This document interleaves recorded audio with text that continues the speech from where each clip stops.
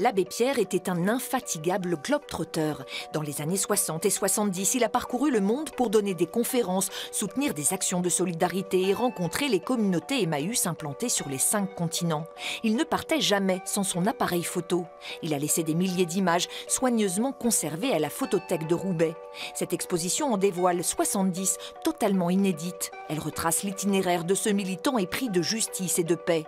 Dans ses photos, très peu de paysages. L'abbé Pierre voulait dévoiler la réalité des exclus du bout du monde. Il voulait montrer non seulement les détresses cachées, et qu'il s'agit de révéler de sorte qu'elles soient prises en charge, qu'elles soient prises en considération par l'ensemble de la société, mais il voulait montrer également la beauté et la vitalité qu'il a pu observer chez les gens les plus exclus.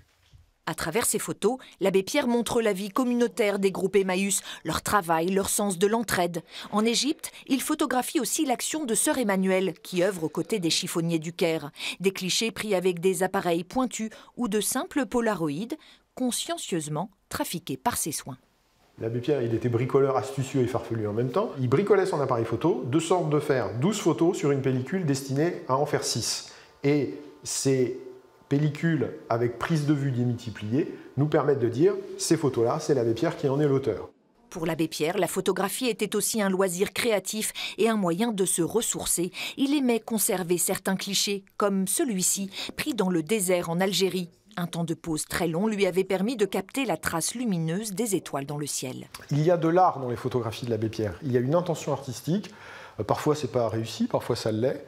L'abbé Pierre s'appliquait pour faire la bonne prise de vue, qu'il y ait la bonne lumière, pour capter la beauté des choses.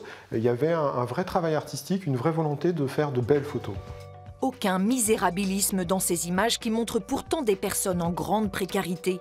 L'abbé Pierre nous livre sa vision du monde, parfois inquiétante, mais aussi pleine de douceur et d'espoir.